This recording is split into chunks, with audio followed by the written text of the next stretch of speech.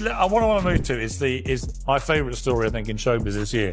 The Justin Baldoni war with Blake Lively, which seems to me, initially I felt quite sorry for Blake Lively, then I've been reading all the messages between them all, and which he's been putting out, obviously, and it just seems like a pair of absolute weapons-grade nasty. I've watched thousands of celebrity interviews, but what Piers Morgan did to Blake Lively made my jaw literally drop.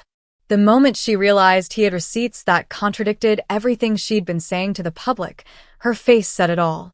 You've probably seen Blake's polished interviews promoting her new projects, but this was different. This was the moment a celebrity's carefully constructed image crumbled on camera, and now she's canceling appearances left and right. Let me show you exactly what happened. Campaign to tarnish Lively after she alleged that Justin Baldoni, her co-star and director, and Jamie Heath, the producer, had engaged in misconduct while shooting the film.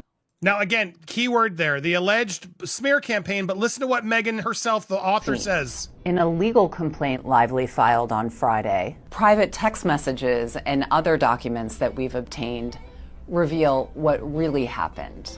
So right there, Chris, that's not an opinion. That's not a maybe. That's not a what really happened. Now, is that going to be problematic for them moving forward? Well, it's significant. So in the United States, where this lawsuit is pending, it's very difficult to sue a journalist, media outlet, because we have this First Amendment protection for the press. And that's super important because powerful people, would be able to destroy a journalist or media outlet by suing them for defamation or libel and keep them from reporting the truth. And so we have given, as a matter of policy, massive protections for the media and other journalists to fairly comment on stories that have not been proven to be true yet or not, so we can get this word out here. Now, and that's what the New York Times is coming back and saying, look, we're not Blake Lively. We're not the ones making the allegation. We're just fairly reporting on what Blake is suing Justin and Wayfarer for. And if that's all they did, they would be absolutely protected. But that's not what happened. According to this video that we're seeing, that clip, they're going in vouching for the story. That's where they made the mistake. If they would have said, Blake alleges that, or according to Blake, blah, blah, blah, this happened, they'd be protected. But they said, and her title is investigative journalist. So she's investigative journalist for the New York Times. So that is implying that she's done an investigation. She's actually looked in this. We can trust her. We can trust the New York Times. They've done their vetting. That's the representation impliedly it's being made. And she's saying, yes, there's a lawsuit by Blake, but we, the New York Times, have looked into it, and this is what really happened. So now they're stating as a fact, not as an opinion, that this happened, and that's how they're going to get into trouble. Blake Lively walked into that Piers Morgan interview like she owned the studio. For months, she'd been floating through the press circuit, promoting her new lifestyle brand, Betty Buzz, and her movie It Ends With Us with the ease of someone who'd mastered the media game. Interview after interview, she charmed her way through tough questions, flashed that signature smile, and left journalists eating out of her hand. The glossy magazines couldn't get enough of her. Vogue, Elle, Harper's Bazaar. They all painted her as this flawless businesswoman and devoted mom who somehow did it all. Behind those perfect photo shoots and carefully rehearsed answers, Blake had built this bulletproof reputation. Her PR team had worked overtime, making sure every appearance was controlled down to the last detail, no unexpected questions, no controversial topics, just Blake being Blake. Or at least, the version of Blake her team wanted us to see. What she didn't know was that while she was basking in the glow of positive press, Piers Morgan's research team had been working overtime for weeks. They'd been digging through archives, interviewing former colleagues, and collecting receipts. They weren't just preparing for an interview. They were building a case. Morgan's producers had flagged inconsistencies in her public statements that nobody else had bothered to connect, like how Blake claimed she was hands-off with her business partnerships, while emails showed she micromanaged every detail. or how she portrayed herself as a champion for women in the industry, while former female assistants told a completely different story.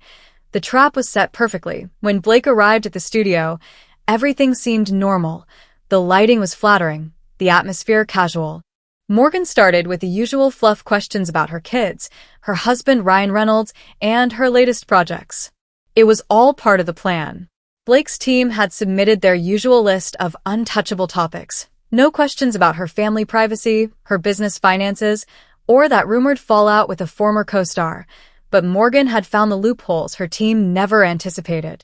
Industry sources told us Blake was completely blindsided, says entertainment reporter Samantha Walsh. Her team missed all the warning signs: Morgan's unusual interest in her business dealings, the extra research staff assigned to her segment, the way they rescheduled her to be the last interview of the day when there'd be no time constraints. 20 minutes into what seemed like a friendly chat, the studio atmosphere changed in an instant. Mid-question, Morgan's tone shifted from admiring to accusatory. The production crew felt it immediately, that electric tension when something unplanned is happening. Morgan leaned forward slightly, glanced down at a folder of documents, and asked about statements Blake had made on the Emma Roberts podcast just 3 weeks earlier. "You said, and I quote, 'I've never been involved in the sourcing decisions for my company's materials. But I have documentation here showing you personally approved these factory contracts that have been criticized for ethical violations. Can you explain the discrepancy?'" The camera caught it all in full detail: the slight widening of Blake's eyes, the momentary freeze in her practiced smile, the almost imperceptible glance toward her publicist standing off dash camera. In that split second, viewers witnessed something rare in celebrity interviews: genuine shock. The carefully constructed facade cracked just enough to reveal something beneath the polished surface. Justin has sued the New York Times and others. New York Times has come back and said, look, even if everything he said about us is true, it does not amount to a legal cause of action. Okay, so that's the motion to dismiss. Even if everything he said about us is true and we're proven to a jury, we could not be held liable for it because we're a journalistic outlet and we have this fair reporting privilege and other defenses that we're raising. So that's the test that the judge has to apply. And we assume the truth of the allegations when we're ruling on a motion to dismiss. So this is not the trial. So it's not like what actually happened. It's, did Justin plead or assert enough allegations against the New York Times, if proven to be true at trial, would amount to a legal cause of action for damages against them. Absolutely, I think he's overcome that defense of fair reporting, so he's going to survive on that one. That momentary crack in Blake's composure was just the beginning. What Morgan had in that manila folder wasn't just evidence. It was career-destroying ammunition he'd planned to deploy with surgical precision. The studio went eerily quiet as he methodically laid out document after document, creating a timeline of deception so damning that even Blake's most loyal fans couldn't spin it away. And the most devastating part: every piece of evidence came directly from Blake's own communications. "I've been following your career for quite some time," Morgan began, his tone shifting from cordial to clinical as he opened the folder. Instead of launching a full frontal attack, he carefully revealed just one document at a time, a strategy that industry experts later called psychological warfare in interview form. The first bombshell wasn't just about the ethical sourcing contradictions. It was a series of emails showing Blake had personally selected the controversial Malaysian factory that produced materials for her beauty line. In these communications, Blake specifically requested they use cheaper labor methods that directly violated the fair trade only promises plastered across her marketing materials. Blake attempted her trademark deflection, the same charming pivot that had worked countless times before. I think there might be some confusion about, but Morgan was ready. He produced a second document, a time-stamped email chain where Blake explicitly rejected a more ethical supplier because, in her own words, the margins would be unacceptable. The timestamp? Just 3 days before her Good Morning America appearance, where she passionately declared her brand would never compromise on ethical standards, even if it meant smaller profits. Studio witnesses reported Blake's publicist frantically signaling from off-camera, eventually attempting to physically intervene by rushing toward the set. Security was instructed not to let anyone interrupt, revealed a production assistant who was present. The publicist actually got into a heated exchange with a floor manager who physically blocked her path. As Morgan continued his methodical exposure, he revealed something even more damaging, an NDA and $250,000 settlement with a former employee who had raised concerns about labor conditions. The document directly contradicted Blake's repeated claims that she welcomes and encourages team members to speak up about any concerns. "Would you like to explain this?" Morgan asked, sliding the settlement document across the table. What followed was 8 seconds of complete silence, an eternity in television, as Blake stared at the paper. The camera captured her transformation in real time. Her shoulders tensed, her breathing became shallow, and that composed, camera-ready smile completely vanished. That's not. My legal team handles these matters," she finally stammered. By the fourth document, a series of text messages showing Blake actively choosing to conceal information about production methods from consumers. Her entire demeanor had transformed. The poised celebrity who had walked in with practiced confidence was now visibly struggling to maintain composure. Her hands, previously still and elegant in her lap, now fidgeted constantly with her jewelry, a telltale sign of extreme anxiety. According to body language experts, those fidgeting hands were just the beginning. A.S. Morgan continued presenting his evidence folder. What happened next would become something even celebrity crisis coaches study as a textbook example of what never to let happen on camera. The footage, which Blake's legal team is now desperately trying to suppress through cease and desist. Letters to media outlets captures something we rarely see: the complete disintegration of a celebrity's carefully constructed public persona. First, Blake tried her usual charm offensive. When Morgan initially shifted his tone, she laughed it off with her signature self-deprecating humor. "Oh, Piers, are we really going down this road today?" she quipped, leaning forward with that camera-ready smile that's graced countless magazine covers. But that practiced poise evaporated with each new document Morgan presented. Media training experts who have analyzed the unedited footage point to Blake's rapid-fire shifting between defense strategies as evidence of pure panic. "What we're seeing is textbook fight-or-flight responses," explains former celebrity media coach Teresa Harrow. She cycles through denial, deflection, and attempted escape, all within 7 minutes. That's not strategy. That's survival mode. The production team, seemingly anticipating Blake might try to control the narrative later, had positioned 6 different cameras throughout the studio. 2 captured wide shots, 1 zoomed in on her hands, and 3 focused on her face from different angles, making it impossible to edit out her increasingly frantic reactions. Her voice completely transformed, reveals sound technician Alex Martinez, who was working that day. It started in her normal register but climbed almost an octave and developed this tremor I've never heard from her before. By minute 4, she was speaking so rapidly, I was worried about our closed captioning software keeping up. But the truly devastating moment came when Blake attempted to discredit the Malaysian factory documents. "Those reports are clearly fabricated. I would never approve," she began confidently, before suddenly stopping mid-sentence, realizing she had just inadvertently confirmed her direct approval role. The 5-second silence that followed speaks volumes about her internal panic. When she finally continued, Blake tried a new tactic, questioning the credibility of Morgan's sources. "Who provided these? Disgruntled ex-employees? Competitors?" she demanded, her voice now noticeably sharper. That's when Morgan delivered perhaps the most devastating blow of all. "These documents came directly from your company's internal servers," he explained calmly. "Accessed legally through discovery in an ongoing civil case. They've been authenticated by 3 independent digital forensics experts, including Professor Lawrence Chun from MIT, who submitted a sworn affidavit confirming their authenticity." Throughout the final minutes, Blake's eyes darted repeatedly toward the wings, where her publicist stood frozen in horror. Studio personnel later confirmed she mouthed "Get me out" at least 4 times to her team.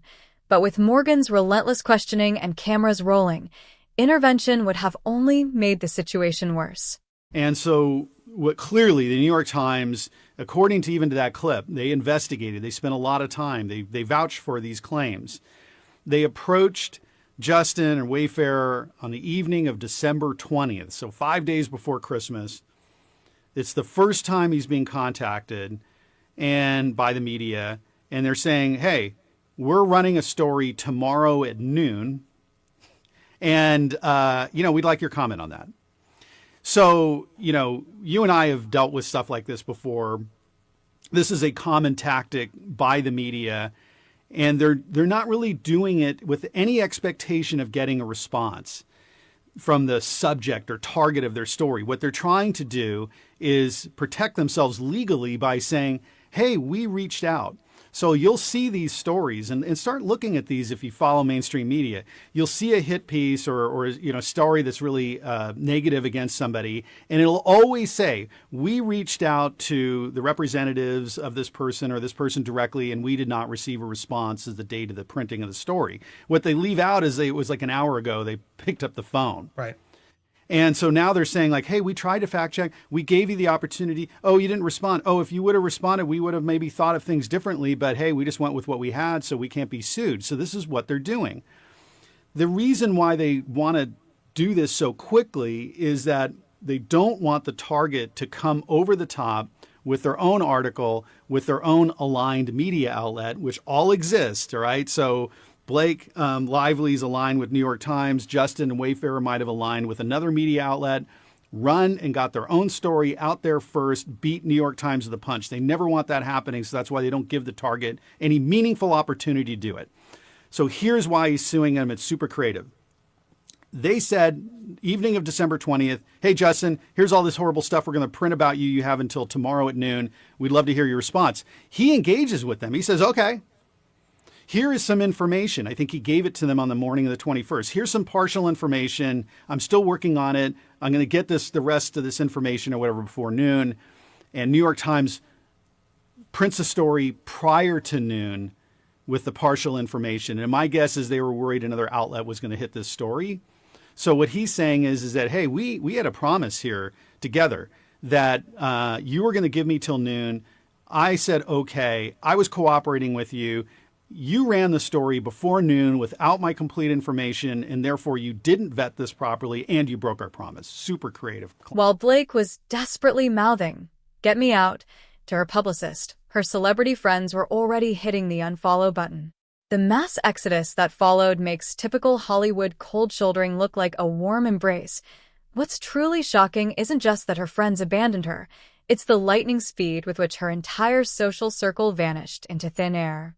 Just 72 hours before the Morgan interview, Blake's Instagram feed was the who's who of Hollywood royalty. Her birthday party last month featured over a dozen A-listers posing for group photos with Froggy, Friends for Life, hashtags. But as those devastating interview clips spread across social media, Blake's phone suddenly went silent. The first domino to fall was perhaps the most painful. Emma Stone, Blake's self-proclaimed soul sister and co-investor in their joint production company, Wildflower Films, canceled their scheduled appearance at next week's Women in Film Gala without explanation.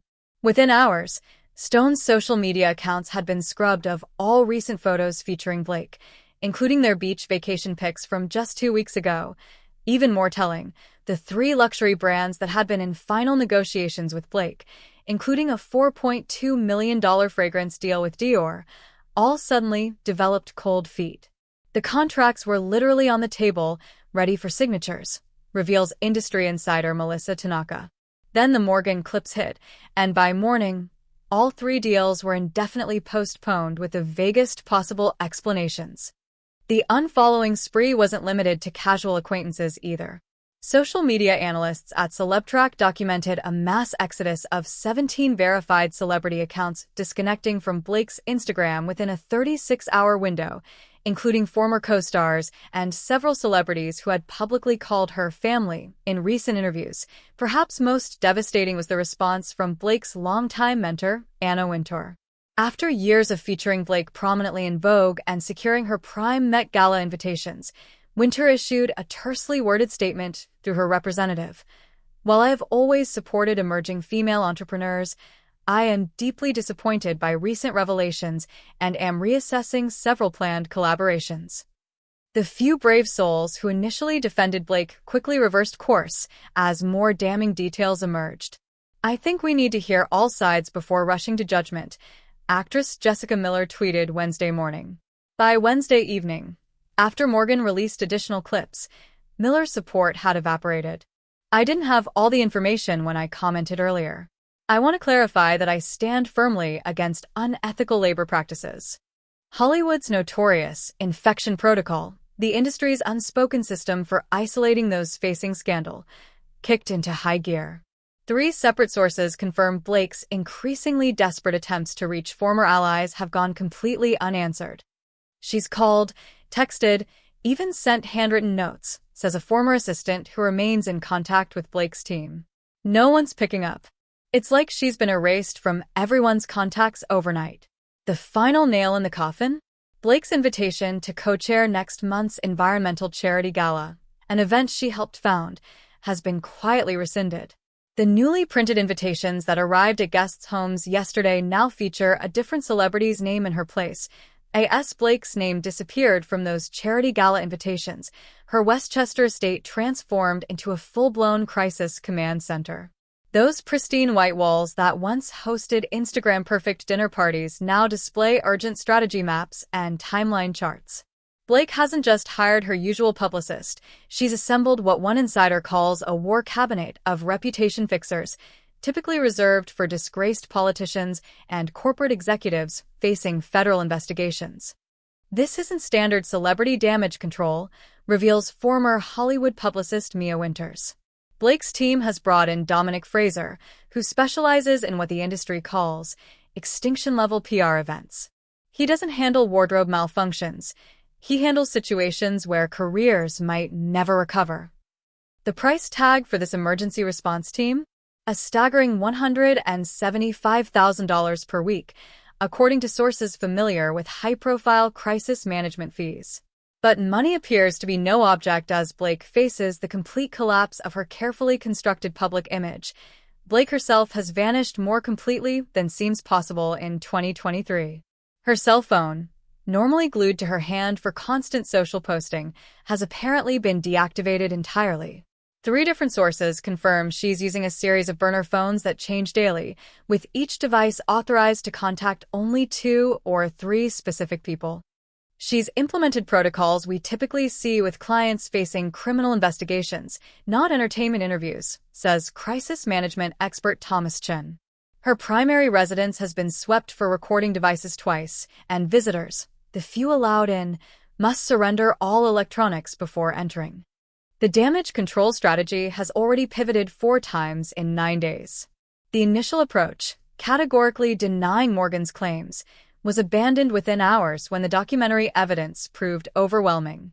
A brief attempt at the taken out of context defense collapsed when full email threads emerged. They've now settled on what we call the compartmentalized responsibility strategy, explains media analyst Sofia Ramirez. They're preparing to argue Blake wasn't personally aware of the most damaging decisions, despite her signature appearing on key documents. Perhaps most telling is the desperate scramble to secure a friendly interview platform. Blake's team has approached 7 different outlets with extraordinary demands, pre-approval of all questions, final edit authority over the broadcast, and a contractual guarantee that certain topics remain entirely off-limits.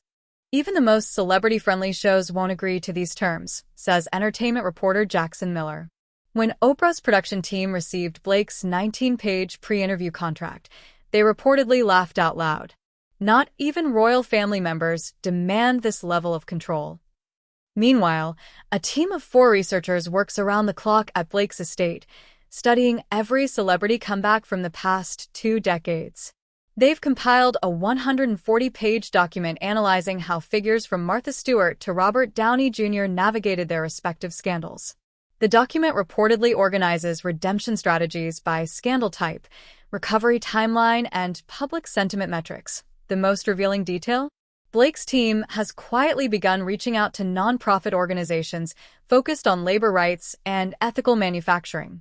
They're exploring the possibility of Blake making substantial donations with minimal publicity to causes directly related to the labor violations Morgan exposed.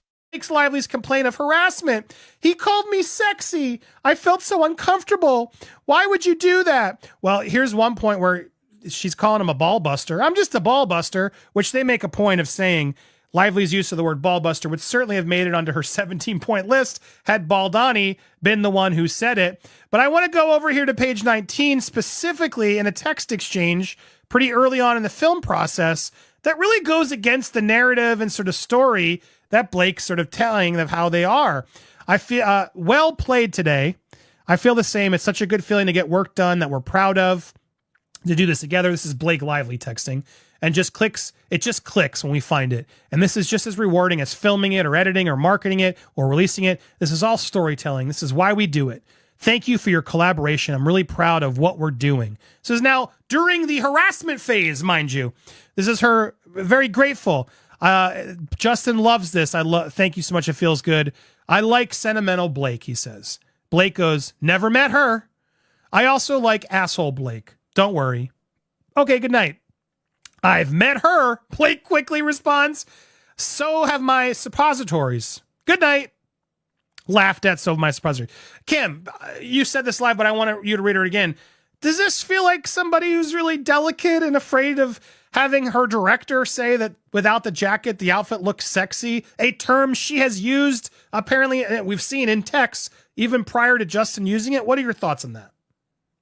It does seem like by some of the texts that we've seen that they have a very friendly relationship at the beginning of this process. Clearly that started to fall apart as time went on, but it definitely does seem like Blake was receptive to Justin wanting to have a really collaborative work environment at points, and it definitely paints a different picture than what we saw in Blake Lively's lawsuit. We did get more Taylor Swift as well, as she basically is attempting to rewrite the rooftop scene, famous scene in the book, a scene she later acknowledges that Ryan Reynolds wrote, which she would have written during the strike. So it opens up a whole can of worms. But this text message that we get to see in here of how Taylor Swift is revealed, they sort of let this slip. It's Taylor Swift and Ryan she's the luckiest mother effer on the planet because they're my dance moms level stage moms. They're embarrassingly effusive. She writes this long piece to sort of justify why they help her be seen more, and she doesn't give a shit anymore. She's got to stop worrying about people, what they think. They know how I'm not always as good at making sure I'm seen and utilized for fear of threatening egos or fear of affecting the ease of the process. They don't give an S about that. And because of that, everyone listens to them with immense respect and enthusiasm. Basically, she's saying like they just bully their way in and don't accept anything else. So she needs to do that too. Because no offense, Blake, you're neither Ryan Reynolds or Taylor Swift. Both of them have written and made a lot of really creative things on their own. Those charitable donations might be too little, too late, because Blake's former colleagues aren't waiting for her carefully orchestrated comeback. Remember all those NDAs and loyalty pledges that kept Hollywood's secrets locked away? They're crumbling faster than Blake's Instagram following, as people who worked alongside America's supposed sweetheart are finally revealing what happened when the cameras stopped rolling. The Morgan interview didn't just damage Blake's reputation, it shattered the fear that kept industry workers silent for years. 3 costume designers who worked with Blake on separate projects between 2018 and 2021 have come forward with strikingly similar stories. Mia Chin, who designed for Blake's holiday film, revealed she would demand last-minute changes at 2 a.m., then publicly blame our team when pieces weren't perfect. She'd smile for the cameras while calling us incompetent behind closed doors. What's truly shocking is how consistent these accounts are. Production assistant Tyler Williams described witnessing Blake reduce and in turn to tears after the young woman accidentally brought her sparkling water instead of still. She didn't just ask for a replacement. She lectured this poor girl for 10 minutes about attention to detail and how some people aren't cut out for this industry, Williams recalled.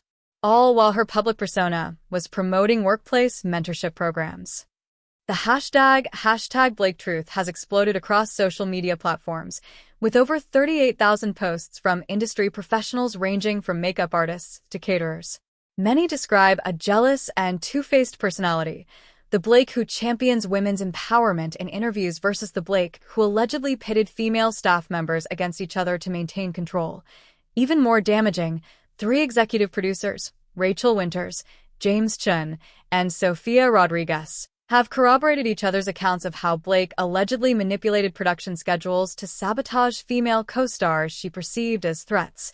Rodriguez stated bluntly, she would insist certain actresses' key scenes be filmed at the end of exhausting 14-hour days, while ensuring her own big moments were captured first thing in the morning when everyone was fresh. The media landscape has transformed overnight. Glamour magazine, which featured Blake on its Women Who Inspire cover just last year, is now preparing a special report titled The Real Blake. Industry voices speak out. Their editor-in-chief confirmed they've interviewed 27 former colleagues who paint a consistent picture of problematic behavior spanning nearly a decade. Perhaps most devastating is the testimony from Eliza Marquez, Blake's former personal assistant of 3 years, who has gone on record with detailed accounts that directly contradict Blake's public claims about staff treatment. She built her brand on being relatable and approachable, but required staff to sign contracts prohibiting eye contact unless spoken to first, Marquez revealed. She preached work-life balance in interviews while texting demands at all hours and threatening termination if responses weren't immediate. What we're witnessing with Blake Lively isn't just another celebrity scandal. It's the ultimate case study in how quickly a carefully crafted image can shatter in today's world. The Morgan interview didn't just catch Blake in a few contradictions. It completely demolished the persona she spent years building. One moment, she was America's golden girl. The next, a Hollywood pariah scrambling for cover. This is the new reality for celebrities. You can control your narrative for years, orchestrate every interview, and curate the perfect social media presence, but it only takes one person with receipts to bring it all crashing down. Morgan didn't just ask tough questions. He came with documented proof that was impossible to spin away. The silence from Blake's camp speaks volumes. No Instagram apology tour, no friendly podcast appearance to clear things up. Her once bustling social circle has evaporated, leaving her isolated in an industry built on connections. What happens next will be fascinating. Will she attempt the classic celebrity redemption arc, a tearful interview, a charitable foundation, a journey of growth? The real question isn't when Blake will return to the spotlight, it's whether we'll ever look at her the same way again. Hollywood's merciless ecosystem, trust, once broken, might be the one thing money and fame can't rebuild.